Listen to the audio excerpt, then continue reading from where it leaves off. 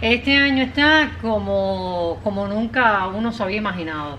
Tal cual el tema de hoy, una experiencia. Ay, me parece que ya yo viví esto.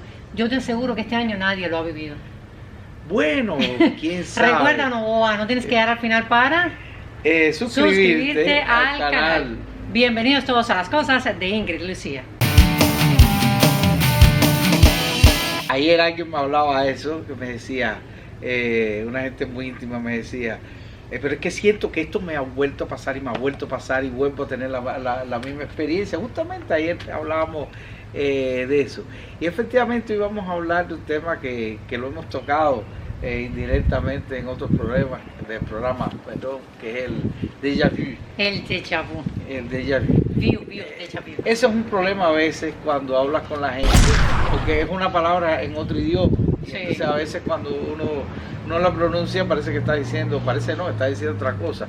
Pero es una pronunciación difícil, déjà vu, porque es la U famosa francesa, que a veces es más difícil de decir. Sí. Porque vu es tú y el vu es, o sea, déjà vu es lo visto, Sí. ¿entiendes?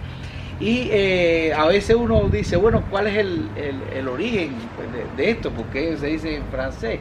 Y es que Émile Bourat, un científico francés, hace un ensayo hace unos años, sobre la ciencia psíquica aquí en la Universidad de Chicago, o allá en la Universidad de Chicago, Sí, no de Chicago.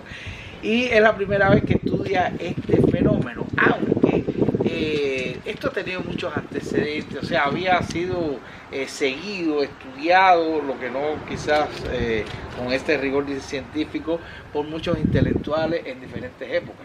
Desde un filósofo religioso como fue San Agustín, hasta Charles Dickens, a León Tolstoy, que era un gran místico también, Walter Scott. O sea, había toda una serie de escritores intelectuales que tanto en su literatura como habían especulado con este fenómeno, porque esto siempre ha sido un fenómeno que ha tenido la humanidad. Al que se le ha encontrado explicación. Bueno, ahora vamos a hablar de las teorías que hay sobre eso. En primer lugar, hay algo interesante en todo esto, y es que todo el mundo, yo no conozco a nadie que carezca de esto. Todo el mundo le ha pasado, y vamos a ver que el déjà vu es la cosa general, o sea, es el concepto general, pero después están sus matices, sus diferentes matices. Y de uno u otro que de estos matices siempre nos ha ocurrido en la vida cotidiana, y nos hemos quedado así, bueno, y esto, ¿no sabes? Claro, ya pasé por aquí, ya lo viví, cómo no. Exacto, pero lo interesante de esto que, como tú decías, hay muchos hay muchos teóricos que le han dado diferentes explicaciones, y el hecho que nosotros lo tengamos es una cosa algo que dura solo segundos. O sea, imagínate todo el tiempo con un déjà vu, sería imposible. Claro. Sin embargo, existe. O sea, existe ya como una cosa crónica en algunos sujetos que debe ser atormentador. O sea, aquellos cada vez que están haciendo algo les parecen que eso ya es como una reconstrucción, que ya eso le ha pasado y le ha pasado y es constante. Ahí es que ya al ser crónico, muchos psicoanalistas, psicólogos, o sea, neurofisiólogos, se han ido a este campo, y como bien tú decías, bueno, ¿qué explicación tiene? Bueno, son teorías. Son dos teorías.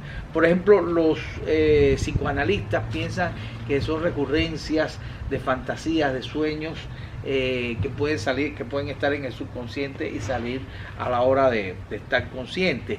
Es decir, como si fueran un deseo, exacto, un anhelo de la exacto. persona. Sabes que, por ejemplo, los psicoanalistas parten de Sigmund Freud, y él decía que todos los sueños son una realización de deseos subconscientes. Sí, claro. Y ahí es donde viene. De ahí que primero hay que soñarlo para que se convierta en realidad. O está en el inconsciente, y a veces es recurrente. O sea, a veces incluso dentro de los sueños soñamos con un sueño esto recurrente, que vamos a tal lugar y a tal lugar y a tal lugar, y a veces ni conocemos el lugar. Y esa es otra de las cosas que uno se pregunta, bueno, ¿por qué? Y pueden existir déjà vu dentro de los mismos sueños también. O sea, pero esto ya lo soñé, ya me pasó esto. O sea, porque el sueño es como una realidad aparte. En este sentido.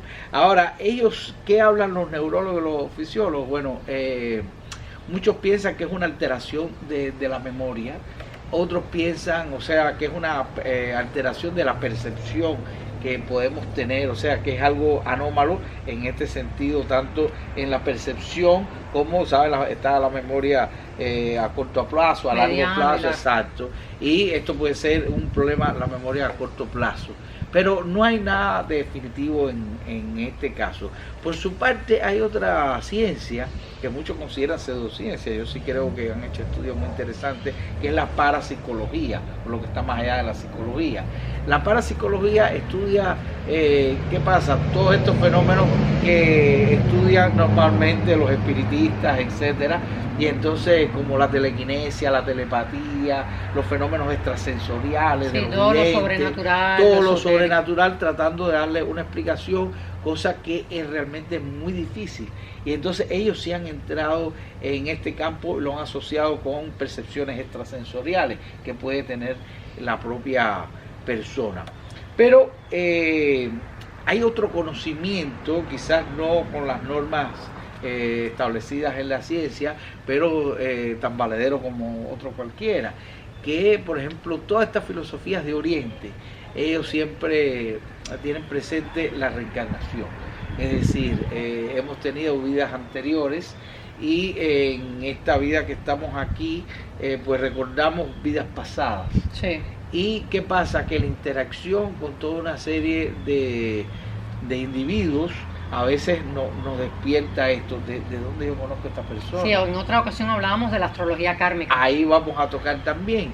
¿Y qué ocurre? Que la justificación que le da todos estos místicos justamente es esto, o sea, esto tiene que ver con las reencarnaciones anteriores, por qué he estado aquí antes, por qué conozco a esta persona, qué me pasa con esta persona, que estoy casi seguro que la conozco, o la he visto, o yo he estado en este lugar anteriormente. Es la explicación que se le da a este tipo de fenómenos. Ahora bien, como mismo tú decías, la astrología kármica estudia este tipo de fenómenos. ¿En qué sentido? Hay, por ejemplo, como hablábamos de la astrología kármica, hablábamos del planeta retrógrado. Sí. Un planeta retrógrado es un planeta que en vez de avanzar hacia adelante, aparentemente avanza hacia atrás. Y digo, aparentemente porque esto es una ley descubierta por Johannes Kepler. O sea, los planetas retrogradan como una especie de ilusión óptica con un individuo que está aquí en la Tierra. Es decir, como tienen diferentes velocidades, el que está más lejos parece que se queda atrás y el que está más cerca parece que va adelante. Una ilusión óptica. Una ilusión óptica. O sea, realmente los planetas nunca caminan hacia atrás. Pero esto desde el punto de vista simbólico astrológico, como la carta natal, donde están los planetas, es la carta de nacimiento de la persona. Uno dice, bueno, y si el planeta está retrógrado, va para atrás, ¿para dónde va? Y entonces la explicación que se le da simbólica va para las vidas anteriores. Y esto ocurre mucho cuando yo estoy, por ejemplo, leyendo la carta de una persona y ves que, para ponerte un ejemplo concreto, el regente de su casa 7, que es la casa de las asociaciones, del cónyuge, pues está retrógrado el planeta. Y el signo es el mismo signo de esa persona. Y cuando yo empiezo a preguntar a la persona, bueno, mire, esta persona es una persona kármica en tu vida. Y la persona enseguida me dice, sí, es que yo trataba de saber de dónde lo conocía antes y es que está marcado. Y es una forma de ver. Lo mismo ocurre, y es muy curioso, con los viajes. ¿Sí? Hay veces que la gente va a viajar hacia un lugar y cuando yo veo la carta veo que el planeta está retrógrado.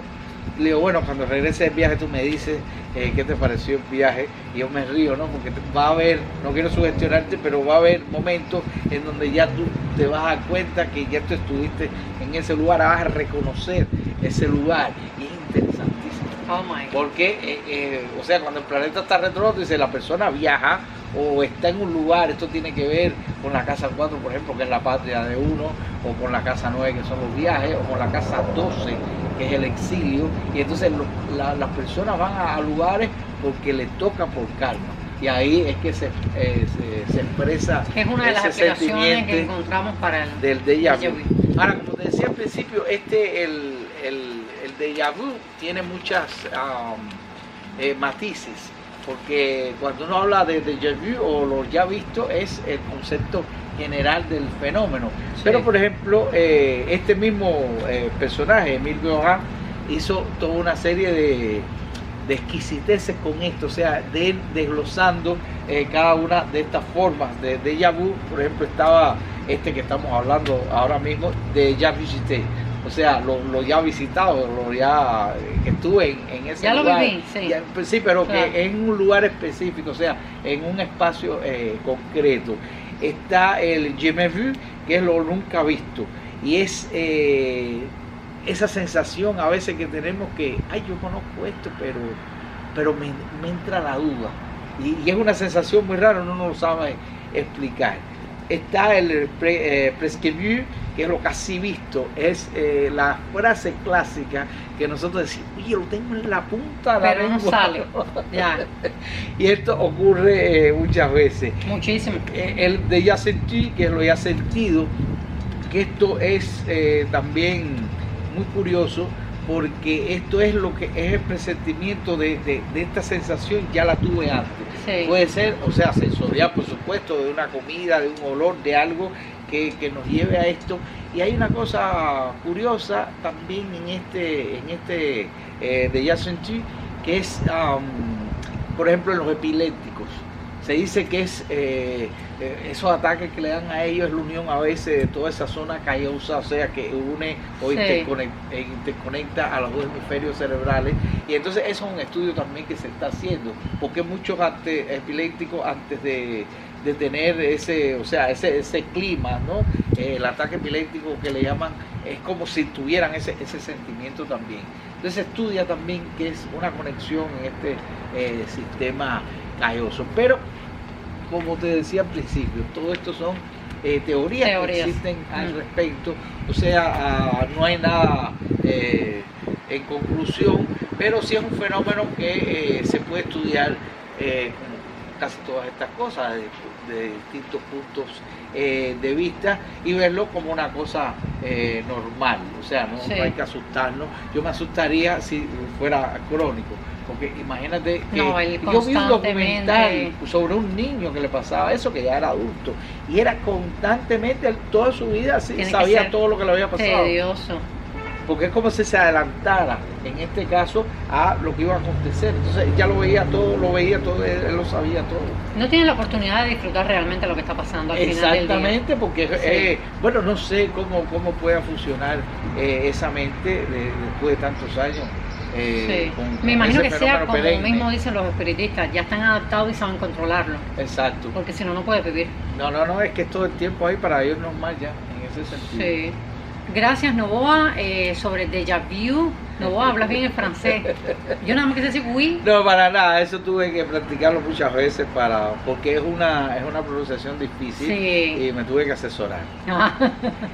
Muchísimas gracias, Novoa, por un episodio más. No, gracias a ti como siempre. Te esperamos, por supuesto, para nuevos videos y compartir nuevos conocimientos aquí sí, en Las Cosas de Ingrid Lucía. Yo soy Ingrid Lucía, ya saben, comenten por aquí debajo, señores, y o por nuestras redes sociales. Yo soy Ingrid Lucía, quien los espera en un próximo episodio, para una próxima aventura, para, como siempre, hablar sobre la vida, Sus cosas. y las mías. Chao.